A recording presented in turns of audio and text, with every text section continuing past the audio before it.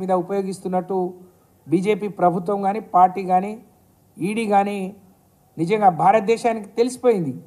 ఇవాళ ఈడీ మోడీ ఒకటే, నచ్చితే ఒక రకంగా నచ్చకపోతే ఒక రకంగా. మనమే చూసాం ఈ హైదరాబాద్లోనే గతంలో వేరే పార్టీలో ఉన్న ఎంపీల మీద ఈడీ కేసులు అయినాయి, దాడులు అయినాయి, అరెస్టులు అయినాయి. కానీ పార్టీలు మారి బీజేపీలోకి వెళ్ళిపోతే అన్నీ మాఫీ అయిపోయినాయి. వాళ్ళంతా ఇప్పుడు బ్రహ్మాండంగా మరి పెద్ద పెద్ద నాయకులుగా చలామణి అవుతున్నారు. దీన్ని బట్టి మరి మీ కేసుల మీద కానీ ఈ ఈడీల మీద కానీ సిబిఐ మీద ప్రజలకు ఒక నమ్మకం విశ్వాసం లేకుండా పోతుంది. ఇది సరి అయింది కాదు, దేశ భవిష్యత్తుకు రాబోయే తరాలకు ఇది మంచి సంకేతం కాదు అనే విషయాన్ని ఈ సందర్భంగా తెలియజేస్తా ఉన్నాను.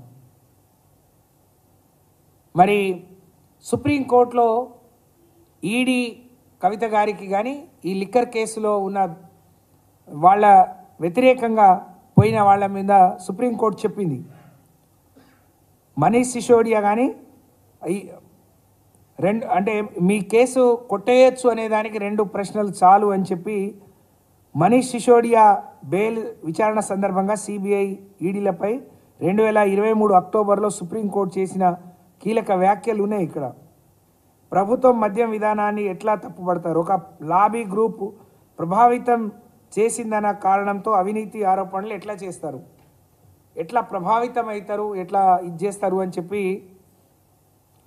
మద్య విధానంలో మార్పు జరిగింది. వ్యాపార వర్గాలు నిజంగానే వాళ్ళకు తగినట్టు వాళ్ళకు లాభం అయ్యేటట్టు వాళ్ళు కొన్ని ప్రయత్నాలు చేసుకుంటారు.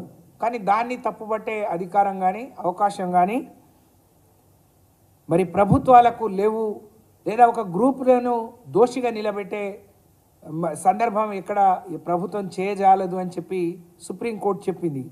అయినా మరి వీళ్ళను దోషులుగా చూపిస్తూ అరెస్ట్ చేయడం అనేది దుర్మార్గం.